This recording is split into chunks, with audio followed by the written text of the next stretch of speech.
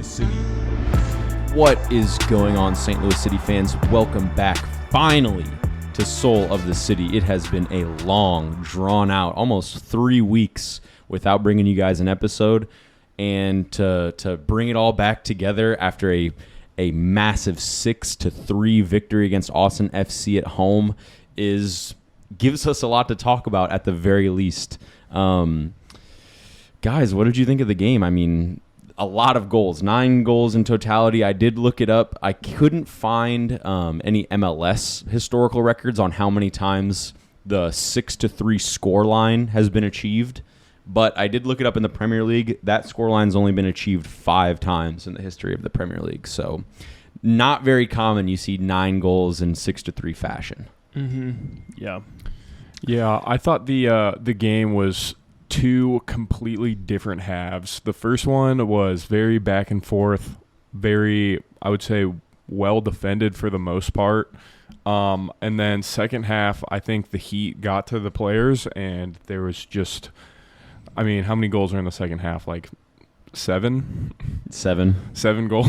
Yeah, so I think no defending. 4 goals in the last 8 minutes of the game. Yeah. So the wheels really fell off in the St. Louis humidity last night. Yeah. I don't think either team was really. What are you going to do in that situation? It was just brutal to play out there. Carnell commented on it in the post game. Just a wild 2 halves to this game. It was interesting that Austin had an XG of 0.02 in the first half. And then in the second half, they had an XG of 3.5. Yeah. So they overall, that's why this XG stat, it's kind of helpful and kind of not helpful, because overall they beat us on expected goals. But I felt like St. Louis was always in the driver's seat, always looked like the better squad. I think the time off really helped everybody's mentality and everybody's physicality too. So yeah, there was big questions being asked about. Because I think for our last 4 goals that we had scored prior to this game were all came from set pieces. I think the Inter Miami was the Leuven free kick. There was a headed goal in that game. Ultimately, there was questions being asked about St. Louis's ability to score from open play. And on the very first goal of this game, which we'll get into here in a second, was from a set piece. And I tweeted something along the lines of, I don't know if we look up to scoring from open play still to this moment. And Carnell must have read the tweet and said, boys, prove First Touch Media wrong now. And we can't complain about it. Yeah. So that first goal, it was a Leuven free kick, which, we're pretty accustomed to seeing nowadays. Just a perfect, delicious cross right onto Tim Parker's head while he's marked by 2 defenders, and he just buries it into the right-hand side of the net. First half of the season, first game ever. Yep. Tim Parker scores a header. Second half of the season against Austin again, gets us rolling towards that playoff push with another header. An imposing figure over the back line for sure. I would like to see Tim Parker kind of mix up his celebration game a little bit. If he's going to keep scoring at this level, I think he's scored more goals in this one season than he has in his entire career. Yeah. He's got to get the celebration, a little more. He's just such a every time scream celebrator. I want to see a knee slide from the guy. I don't know if his knees have that in them anymore. Yeah, he has 4 goals this season, and apparently that's twice as many as his previous 8 combined. Nice. Yeah. Shout out to the set piece coach. He knows how to fucking get it done. Agreed. Shout out to Leuven for providing yet another bulleted set piece delivery in to provide the power for Tim Parker's header there. Yep. Yeah. Speaking of Leuven, next highlight. That's what we've been asking for this whole time, is Leuven taking shots from far out, and it seems like they were just not stepping to him. Austin was just caught sleeping, and he was from probably 40 yards out, just takes an absolute piss rocket rip off the top bar. If that had gone in, that might have been goal of the season. The goalie was just standing there. Yeah. It was curling away from him, outside of the foot curve, and the goalie took 1 step and he just stopped because he knew there's no way I'm getting to that if it's in. And he got lucky, honestly. Leuven did just get hit it lucky. off the crossbar. Yeah. Leuven this evening, and I know that I've been the one to say it week in, week out. We'll get to this next St. Louis City goal. This guy is the Kevin De Bruyne of the MLS. Hat trick of assists this evening, like just delicious balls in behind, free kick delivery, everything. I mean, he has it all. Yep. Box to box, like coming back on defense. Milo would sit here and probably say, "Oh, Kevin De Bruyne doesn't come back and play defense," but it's a part of Kevin De Bruyne's game is to be box to box and be a part of defense and breaking out. Edu Leuven absolutely is akin to Kevin De Bruyne in the MLS. Another aspect of Kevin De Bruyne's game is he gets hurt just about every season, and I think Leuven did really well. He gets the start here for the first time since being injured, and then he stays in for the full 95 humid air game that we had in St. Louis last night. It was kind of it was an impressive performance by our best player. Yeah. And also related to your defense point, he had 12 recoveries that game. Yeah. So Yeah. He was everywhere. I need to Put see in the a heat. shift. I need to see the heat map. Right before the half, though, speaking of Leuven, and we're singing his praises, he picks up the ball in like more on our final third and picks his head up, sees Gio making a beautiful curling run in behind, and is able to pick him out. Leuven picks him out, and Gio, I couldn't tell if Cascante if it was bad defending or if Joa, I keep saying Joa, if he just really turned him inside out and it was that good. Like, I don't know. It was tough to tell where the quality was or if it was lacking defending. What do you think? I just know that during our first inaugural game in Austin, a lot of the Austin fans were saying, "Oh, Cascante, he's out. He's going to make such a difference the next time that we play against St. Louis City." He did not. He did not. That was not true. He I don't looked know. poor. I think it was skill from Gioacchini because, like, in that situation, Cascante, like, he's kind of just trying to, like, stall Gioacchini and wait for help to arrive. And, he's backpedaling. Like, if he dives in, especially in the box, like, you risk committing a penalty there. Especially with Gio going down all the time. Exactly, It happened early in this game, too. He was looking for a foul outside the box, and they didn't get it. And, No, but I think Gio deserves credit for what he did there. I would agree. I also just thought it was an odd watch because I was like, wow, this is such a one-on-one, like, backyard football moment. You know what I mean? And he just backs him down and beats him in the inside. And beautiful finish by Gioacchini. No doubt, off the post and in. Yeah, you're feeling so good going into the half up 2-0. Like, you're like, there's no way this team comes back and scores 3 goals, right? There's no way. Definitely not. There's no way St. Louis are due to score 4 more themselves. Yeah. Like, that second half was far and beyond unpredictable. Like, yeah. So then, right after halftime, we kind of had like 3 back-to-back breakaways. One of them, we just got clamped on one-on-one defending. Another one, Aziel Jackson went down looking for a foul, but he didn't get it.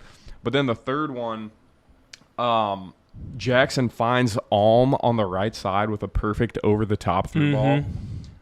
And he just drives it forward, and it's kind of like Alm on the right, one defender in the middle, and Gio on the left. And Alm just places it perfectly back post to Gio, who slides into the ball and shoots it on target. The goalie, to his credit, had an amazing save, stopped it from going in. But then Gio just gets up and beats the defender and the goalie to the rebound and just powers it in. So easy enough. 3-0. The stadium seemed to be absolutely buzzing.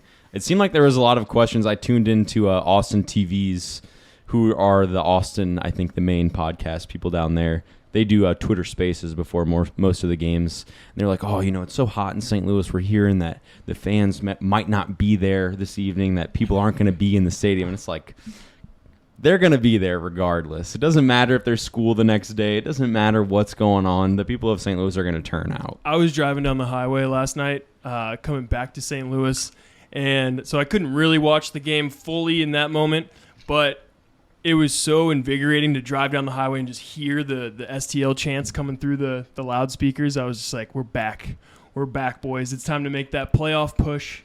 St. Louis really showed out last night. Got to show Austin what we were all about. Yeah. Yep.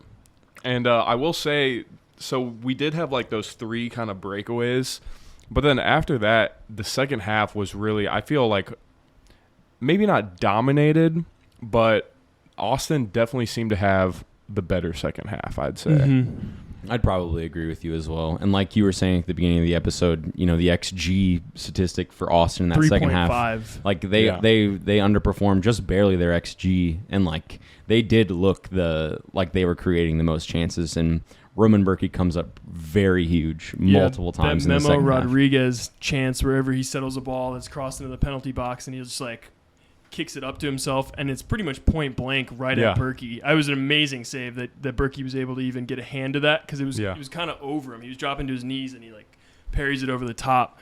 Beautiful save. And that ball was blasted. Oh yeah, it was it was in between the 6-yard box and the penalty spot. So probably, 8 yards away, blasted full force on the half volley.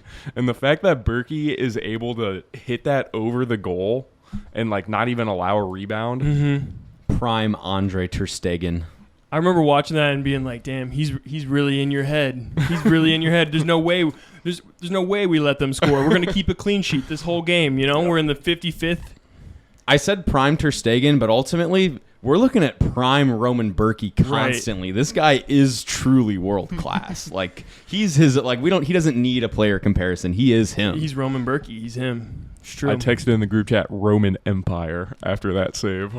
Not even 4 minutes afterwards, there's a long shot by Driussi that Roman Berkey does well to save that one as well. He had 6 saves in this entire game. 3 of them were diving saves. So I really would have loved to get a clean sheet here, just to like capitalize on how great Roman Berkey was. Like the 3 goals that they did get, which I guess we're getting to.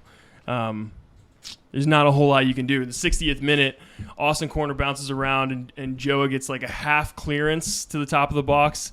Austin player shoots the ball back into the box. The ball deflects off of Hebert. Hebert honestly had just like not a great game, and has a terrible tackle on the guy in the box. Again, Tim Parker kind of goes to argue with the referee, but he's there's like, nothing. What are you gonna say? Like it's just so bad. Man. Lucky we didn't get a booking there on It's Hebert. Very true.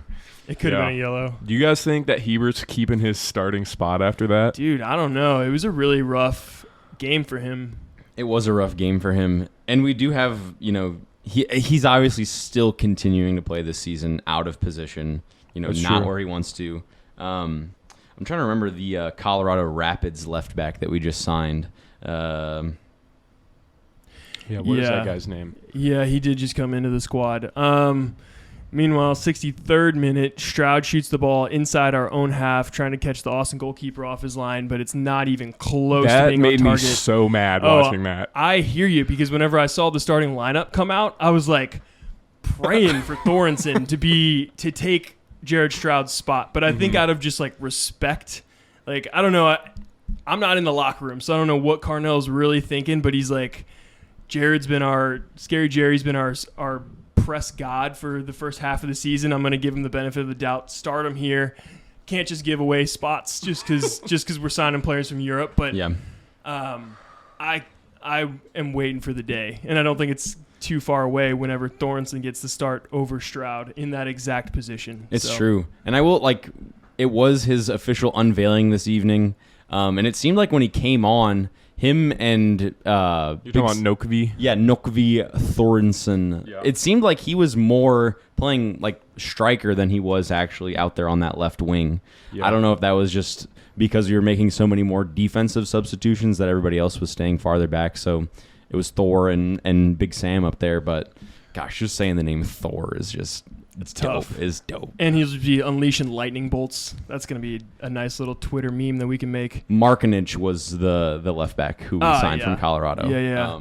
Who's young and seems promising, and I'm sure he's going to be... You think he's going to win a spot pretty soon? I think so. I mean, that's the hardest thing with some of these MLS players is that, it's kind of few and far between when we can actually see their highlights and see what they've been able to do so far. I know Thor had a decent highlight record that we could go and see. He scored some bangers while he was over there in Belgium. But for Markinich, I could not find anything besides maybe some of his college highlights. He is 23. But yeah, I could not find much on his Colorado Rapids days. I think Lutz and Carnell are both well aware that the left back position is a little bit up for grabs. Like, we thought Hebert could adjust into that role, but it doesn't seem like he quite has like the left foot, honestly, to play there, or like the offensive mindedness that you kind of need out of your wingbacks in today's modern game. You guys think Nielsen might get a chance starting there? Because he just made his debut yesterday, and he started for City 2 a couple times, so I think he's match fit now. And I know he's left-footed, so it'd be interesting to see him over on the left. Just see him try it. Yeah. Because I feel like Yarrow and Parker both are fairly cemented at this point. I love Yarrow. Yeah, Yarrow does a very good job, and I think for the 3 goals that we gave up against Austin in this game, I think it's kind of difficult to like really call out a lot of the defense because they came so late into this crazy hot like mess of a game. Sweat dream. Yeah. And we started the game late. I will say 2 of them at least were Hebert's fault though. The penalty, no doubt. Hebert, and it's not the first time we've seen it this season where Hebert just makes a pretty questionable challenge in the box. But well, even the other 2, I think one came from a cross, and Hebert wasn't marking the guy at the back post, and then the other one was like a longer shot from the top of the box that he like didn't step to. Okay, it is the 91st minute chance. Giroux shoots, ball deflects to Rigoni, who settles, and then he shoots it. I think he megs Hebert, who's like trying to get in front of it, and it looked bad. It just looked bad. But what I will always praise about Hebert is his 1v1 ability. You know, when Rigoni came on and that right winger for Austin who started the game, you know, Hebert was clamping on that left side throughout the game, and I think, yeah, man, that he got to everybody playing in this game. Yeah, I'm not going to read into the Hebert bad game. Like, it happens. It is what it is. You know what I mean? It's also the first game back, so I'm happy to have him as our left back until somebody proves that they're better, you know? Yep. But the subs, I liked Carnell's subs this game. I think he like knew that it was hot, and he knew whenever, well, the first subs that came off were Blom for Vasilev and a dinner run for Alm. And then I think we switched to the 4-4-2 at that point. It kind of looked like Alm it looked like we were playing the 4-4-2 diamond, like from the jump with Alm up top. But then like after the first cooling break, it looked like Aziel Jackson kind of moved up to the second striker and Alm moved back to the midfield. Yeah. And I think I like that more. I don't think Alm is like suited to be a striker. Yeah. Even though Carnell seems to like try that pretty often. He plays there a lot. Yeah. I still think it was a 4-2-3-1, but like you're right, one of those either Jackson or Alm was playing more of a second striker role up there next to Gioacchini. But yeah, Alm does seem the most suited to be out on the right wing rather than more central, because his pace is pretty undeniable. Yeah. And he was beating. There was one turn that he had where he just let the ball run and just off the shoulder of Austin's left back and just took off running. Same on his one assist that he had to Gioacchini. I don't think he gets an assist for it. Yeah, because probably technically. Yeah. He's unlucky to not get the assist there. It was a really great play. But his crossing is really good. I do think like right wing is his like for the taking. Like he should be starting there. Yeah, I agree. 72nd minute, Leuven flicks the ball onto a Adeniran who just came in freshly into the game. He dribbles down the left side. He pretty much uses his pace, which you always forget. He's like a big man, but he's got sneaky pace. Beats his guy, sizes up the other Austin defender, and he dribbles into the box. While another Austin defender arrives, he like is kind of body feinting and has just like the poise and the audacity with that left outside foot shot to go top bins on the keeper in between 2 defenders. It was honestly like out of nothing. Like, yes, I love to see that. Like, Sam Adeniran will be a massive piece for this St. Louis team as we go down the stretch, especially if Klaus. They say he's coming back possibly next game. I have no hope anymore. We can't super count on it for at least like hopefully he's back by the postseason is like now what I'm really hoping for. It sounds like he's back training with the team, which is a positive sign. But yeah, if we can just continue him on his track to be back healthy, to be to where this quad doesn't flare up again, I'm down to wait as long as it takes. Yeah, I thought this goal. So Adeniran kind of had two defenders on him, and it looked like Leuven and maybe Aziel Jackson were like top of the box, pretty open.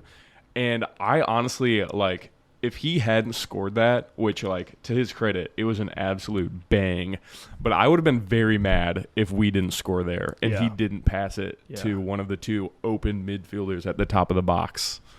I like the egoist moment, though. I mean, as a striker, you got to do that every once in a while. And his finishing seems so much better than when we originally loaned him off. I think he seems far more comfortable in the role. And, like, dude, when he hit that, my jaw absolutely dropped watching from home. Just, like, the audacity to, like, try that outside of the foot, like, poke. And for it to pan out into the upper 90 is just, like... His left foot is sweet. And, I mean, his second goal, too. I mean, it was a breakaway, but he also had a lot to do there. And so he just lifts it over the keeper and just has a beautiful shot, top left net. Both his goals were either top corner. Yeah. Pure class.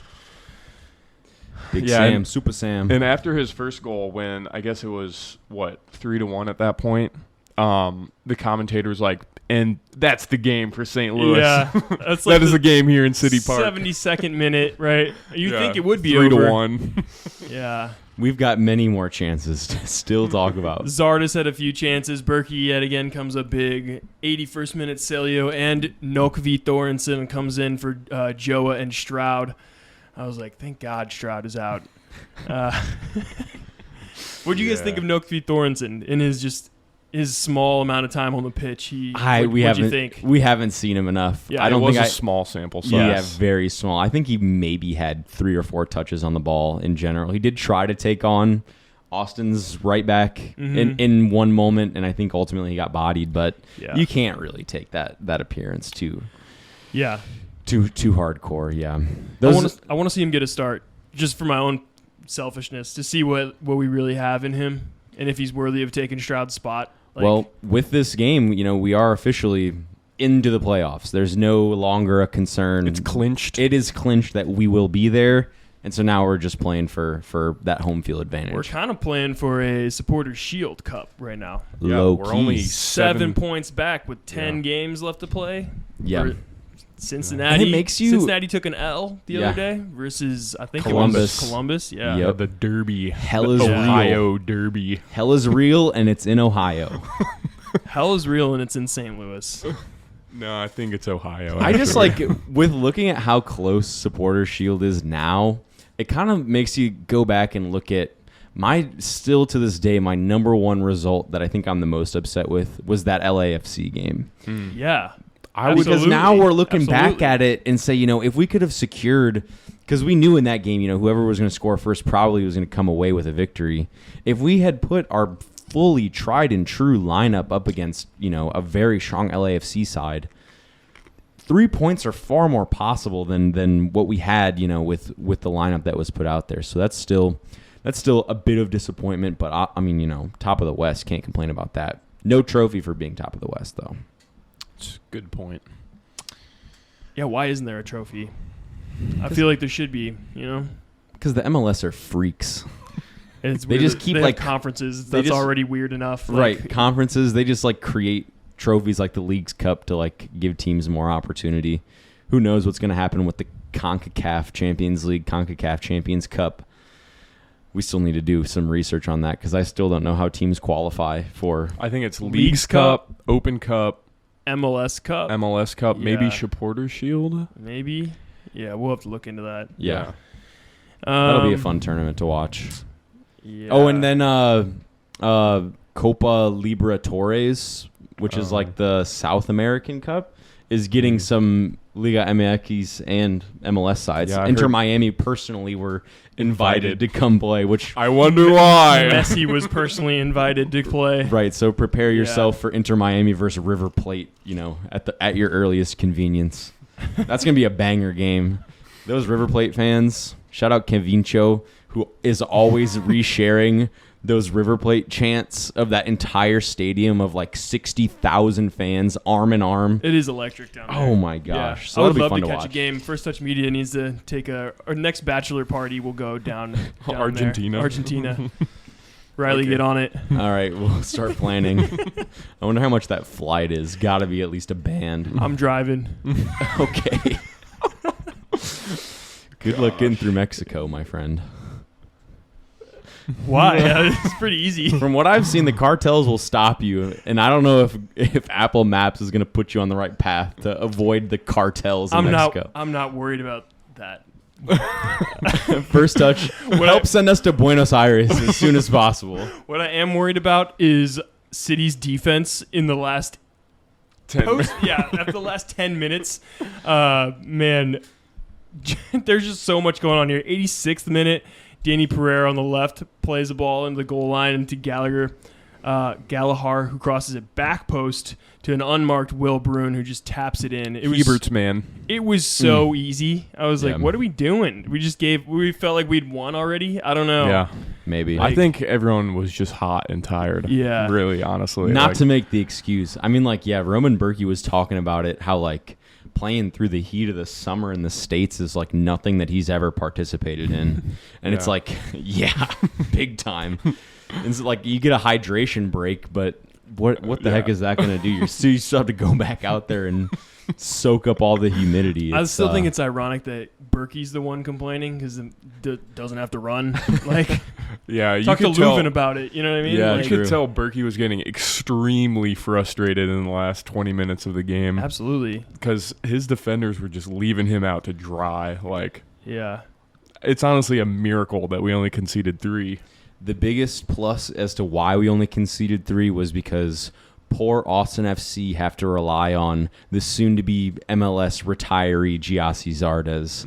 Like, how bad must that feel to, like, that's who you're relying on to come off the bench and, like, put away a game, put up 2 to try to, like, get you back into it. You're going to call up Giassi Zardes? It's a terrible feeling. I'm taking Caden Glover over him any day. Oh, my gosh. Yeah. It's so easy. And it's like... Okay, guys, that might be a tad bit crazy because I'm pretty sure the commentator said he has like over 100 MLS goals. Yeah, he's. I think he's ninth greatest scorer in MLS history That is pretty crazy. The commentators... for such an average player. Yeah, Yes. I agree. Like, it is Oh pretty my- crazy. Let's up our league a little bit. That definitely brings down the validity of the MLS, I think. Yeah. Honestly, dude, it feels watching that Leagues Cup. It feels like the MLS might become unfair with Messi in it. Yeah. Like, if all they have to do is just like crack the playoffs, they got to win 9 of the next 12 games. I'm pretty sure that's the math that was done by Taylor Twellman last night. Yeah. And I wouldn't put it past I'm not them. putting it past them at all. All they got to do is crack into the playoff system, and And then then it's a Messi just treble. cooks. Yeah. Oh, my gosh. Not the CONCACAF treble. They're about to win because they're in the semis of the Open Cup on Wednesday. man. Yep. And then Is he allowed to play in that? Because he wasn't Probably. signed by then. Is there a rule? Because isn't there a Maybe rule if he in? played for another MLS team. Yeah. He's probably clear. At this point, like... Apple and TV's like, get him on screen. How did you guys... So we were all watching from home last night. How did you guys feel with the sheer amount that the commentators were just talking about Messi during Austin versus St. Louis City? I'm okay with it. I don't care. Like, they just won Leagues Cup, so it's like kind of makes sense. Like, that just ended. And he had like 9 or like 10 goals in like, what, 6 7. games? Something Yes. stupid. Yeah. And then also, he's in the MLS, which is hard for me to believe. So I'm sure that people who have been following the MLS for years and years are probably just like mind blown that the best player in the world is now in this. I don't want to say dog shit league, but but I almost said it in this up and coming American Yes. soccer Growth league. league. Yes. There you Which go. has salary caps and a bunch of weird rules, but Yeah, it's crazy how Jared Stroud's making $84K and Lionel Messi is, what is he making however much. Yeah, like I don't know. What is he 50 making? mil base plus his Apple TV profit sharing plus his Adidas percentage of jersey sales. I want to know how much. Okay, between 50 and 60 million per year is what Yeah, so he's- Messi's making right now. I want to know what his He's making like 75 times what Jared Stroud makes, not including Apple and Adidas money. I just think that, like, in a West, like, yes, Messi is the greatest to ever play the game, probably. But this is a Western Conference matchup between two teams that, they're newer, but you're telling me you can't go in and like cherry pick data on like the players who are actually participating in the game in front of you. It just feels kind of lazy from these Apple commentators to not go out and like have enough to talk about St. Louis and Austin, to where like they just defer to talking about Messi, talking about how what Inter Miami needs to do to qualify for MLS Cup. It just feels lazy to me. But also, if you think about it, Apple is paying the commentators. Apple is paying Messi. Like, they kind of have a vested interest in Messi. I think their other vested interest, and maybe I'm going to start getting too conspiratorial. My take is that because Apple is, signing all these commentators up, they have like given them, like they've said, make this every single game sound as exciting as possible. Because like there's some of these crosses. There was one Leuven free kick taken from the left side, like almost to the corner. And the main commentator in this game is like, oh, delicious ball from Leuven. And it wasn't. It was a super easy grab for the goalie. And I'm just like, is it really that great of a ball? Or are you just doing propaganda to like hype up the league? It's like, come on, let's be honest here and give some honest analysis and not just the Apple.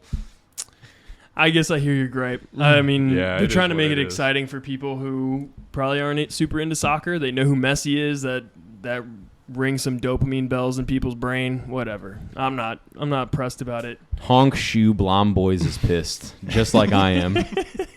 You and the rest of the Twitter community can go back into that cesspool and get angry at each other and roll around in your anger. All right, let's finish out this game. You know what I like to see? I like to see my man Tomáš Ostrak come on in the 87th minute and turn around in the 88th minute and bang one.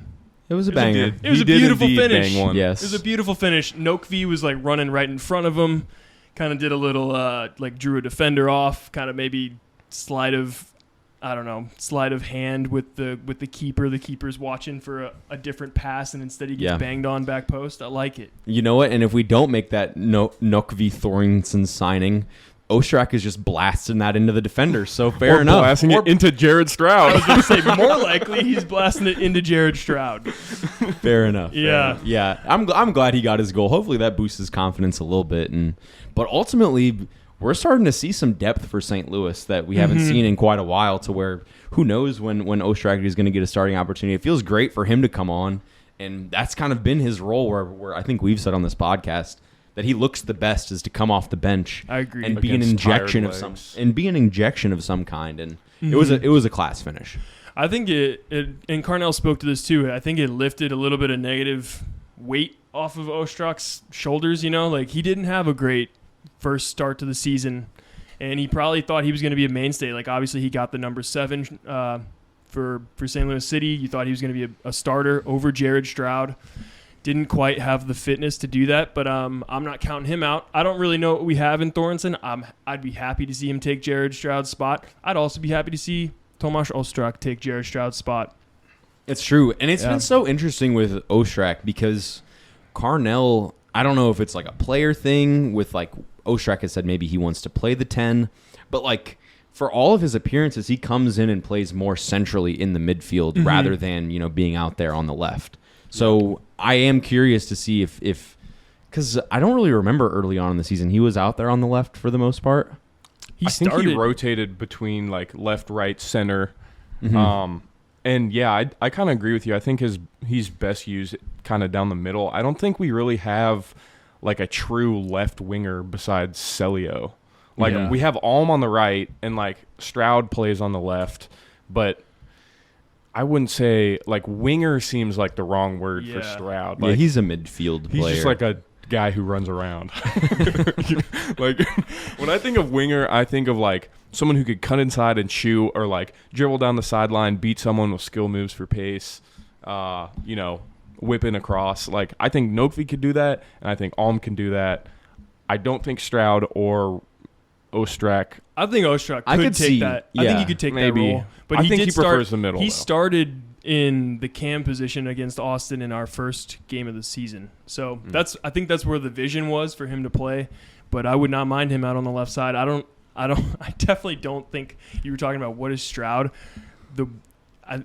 I think he's a cross country runner. That's what he is. Like, he's not a soccer player. Man runs 15 miles a game. Yeah. Yeah. Scary Jerry. Anyway, 91st minute, Drusy shoots the ball from like just outside the box.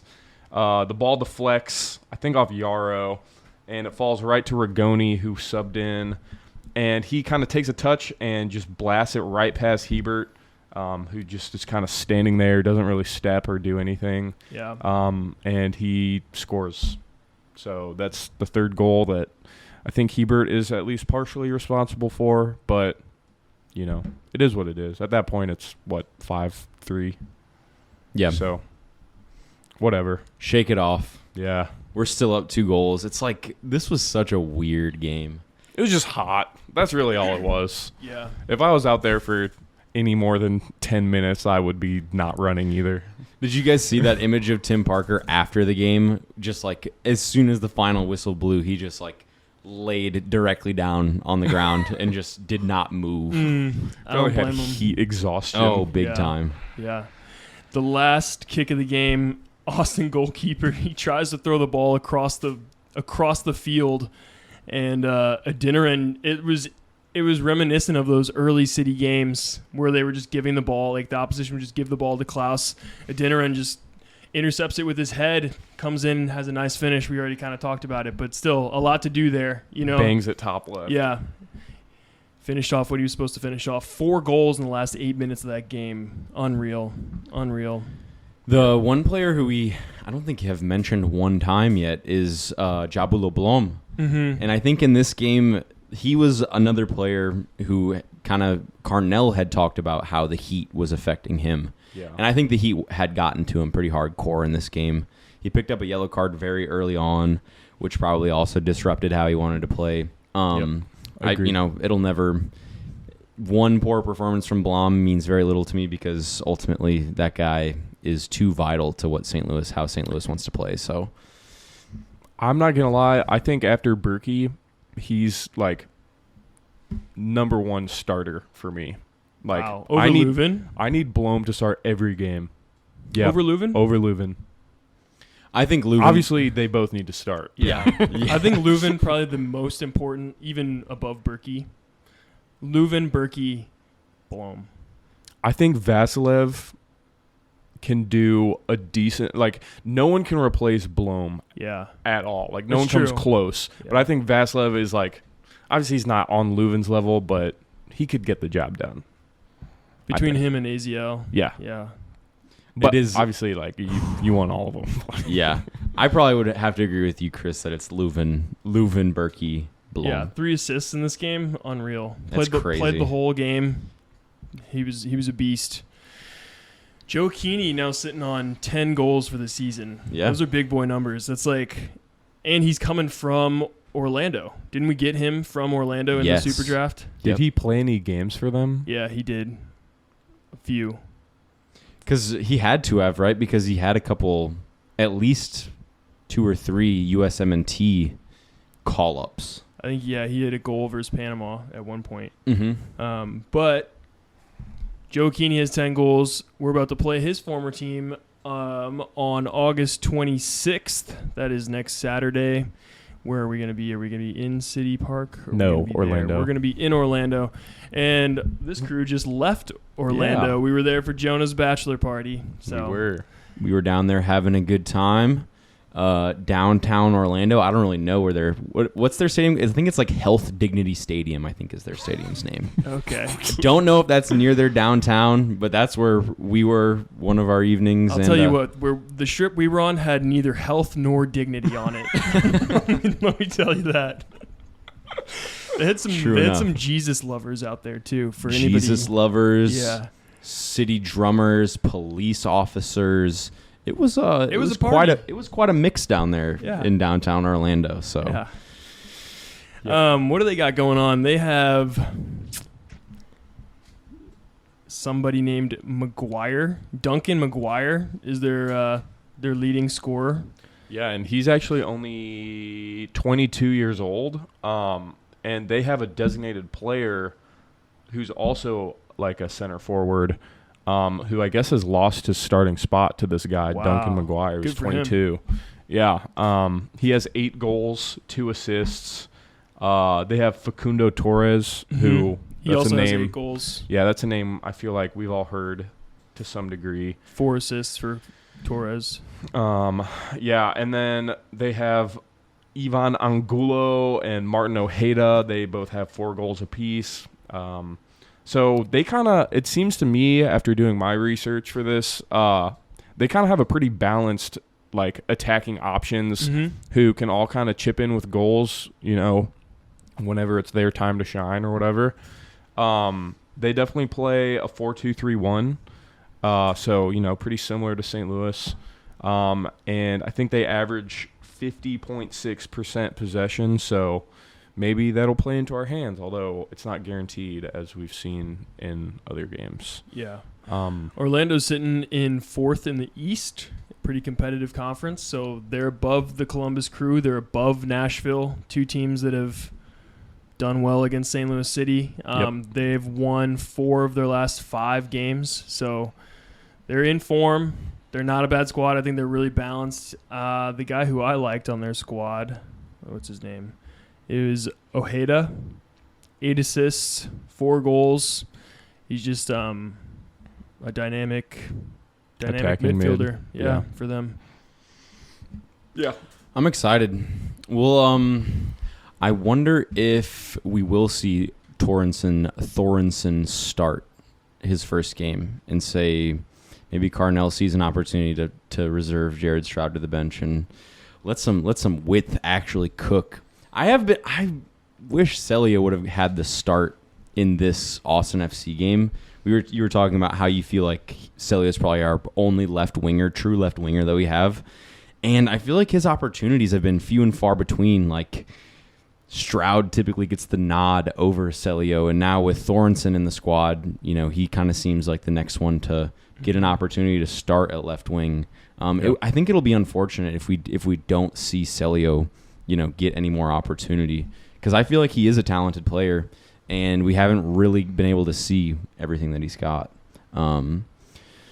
Yeah. Nobody's really taken the bull by the horns on the left side. I think we talked about it, Alm took the right wing position pretty much.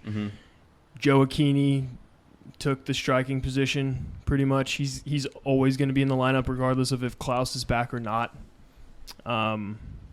Nobody's really stepped up and taken that left wing position. It'll be interesting to see how it shakes out coming down the stretch. Do you guys think Klaus starts in this next game, or do you think he comes off the bench? I would be extremely surprised because he wasn't even in the match day squad for this past game. So Yeah. I don't think he's going to, like, his first time in the squad after his injury is going to be a start. I would just be extremely surprised. Yeah. Nielsen start maybe? I think that does happen. We saw Nielsen come in and then immediately give up 3 goals. Not really on him, though. So Definitely not. yeah. It kind of looked like we were trying to play a back 5 after he came on. Yeah. With Celio being the left wing back. It'll just be interesting because I still feel like, you know, with Kyle Hebert being our best 1v1 defender, like facing up against Facundo Torres bodes very well for the Kyle Hebert start, right? Like you have someone who is tricky on the right who's going to try to cut inside and score goals. Sick Hebert on him. Mm-hmm. He's going to defend well and do his darndest, hopefully not give up a penalty, but I actually think Yarrow drops to the bench in this next game in favor of Nielsen. So, and then Akil Watts is really just taking that right back spot. Yeah. I'm happy to see it too Me because I feel too. like his Certainly. deliveries into the box and his ability to get high up on the pitch, he plays like a true right back. He plays like a poor man's Kyle Walker, in my opinion. I could see it. Yeah.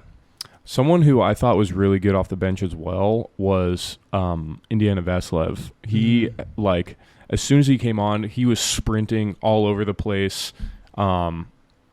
it's really sad to me that he has kind of lost his starting spot, which like we just don't really have room for him in the midfield. I say throw him on the left wing. Yeah. Like dude. Or the right. I mean, either. Why is Jared Stroud still starting? Like, I feel like we've like kind of tiptoed around it and made jokes around it, but like now it's like all seriousness. Like, why is he still in the starting lineup? Yeah. We have so many different options. We have all this depth. Like, what is it? I think something that we haven't seen thus far is a 4-3-3 with like a center striker and a designated left and right wing to bring width and, kind of stretch out the like defense, I guess. Yeah. And I think the best way to go about doing that would be Gio up top. This is assuming Klaus is still hurt. Okay. Gio up top, Alm on the right, Nokvi on the left, and then Leuven and Vasilev kind of like the 2 8/10s, and then Blom, anchoring them in the midfield. I would love to see that lineup. You're in your bag right now, Jonah. I'd love to see that as well. Me too. Yeah. It's just because we've played so narrow, I feel like, throughout the season. I don't know if that's like Carnell's preference is to try to play as much as they can through the middle. I would love to see that. You see the 4-3-3 played by Liverpool all the time, and they're also a pressing team. Like, I think that that formation could play really well with St. Louis City, and I think we have the pieces now to do it. So we'll see. Carnell, if you're listening, I mean, we got a lot of great ideas in this lab. Just let us know if you want to take any of them. Send us a DM. Yeah. We'll give you some ideas. You guys got anything else before we take on Orlando? Score predictions. I'm saying it's going to be 3-1 City in Orlando. Klaus scores late. He comes on in Off like the bench. 80th, and he'll score. Yeah. You think if Klaus comes off the bench, Adeniran also comes off the bench? I wouldn't want that. I don't think that we've seen that combo together, and it just Doesn't work. They weren't like compatible pieces, you know? Yeah. They're like this, like too similar. Yeah. Gio's a nice accent for either Big Sam or Klaus. Yeah. I'll say, I mean, this Eastern Conference in the MLS is so incredibly stacked, and I think that we are going to be kind of running up against it with Orlando in Orlando. I'm going to say we skate out with a 2-2 draw. I think goals from Orlando are going to be inevitable, but I think we found our scoring boots, and we don't have to rely on a delicious Leuven free kick delivery to score goals anymore. So 2-2 is my prediction. I today watched the Inter Miami versus Orlando highlights, and it did look like Orlando's defense was like, what are they doing? Although maybe that was just messy. I don't know. Yeah, that could have been the messy effect because they're 9th in goals conceded with 1.2. So not terrible. Not terrible. Yeah, so I don't know. I think we could win this if we play our cards right. Obviously, home field advantage to Orlando. I don't know what kind of crowd they get. Who knows? I'll say 2-1 victory. Okay.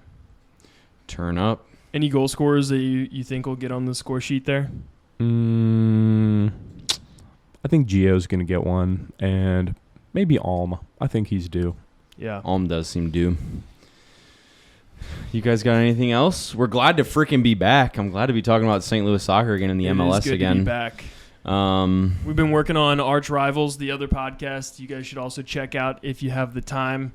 If you like the Premier League. Yeah. Soul of the City will still be around, but it'll be one episode a week, and it'll just be a weekly recap and then preview for the next game. And then that way we have room to do Arch Rivals after the weekend. Yeah. Yep. Exciting. Cool. Exciting stuff. First Touch has got your soccer coverage is back for the MLS, for St. Louis City in particular, and the Premier League now. So we're excited to bring that to you guys. Do you guys have anything else? That's it. That's it. Thank you guys for tapping in. Peace out. Peace out. Thank you for watching this episode of Soul of the City, brought to you by First Touch Media and Anchor FM. Make sure to check us out on YouTube at First Touch Media, and all of our socials are at First Touch 314. Thank you for watching.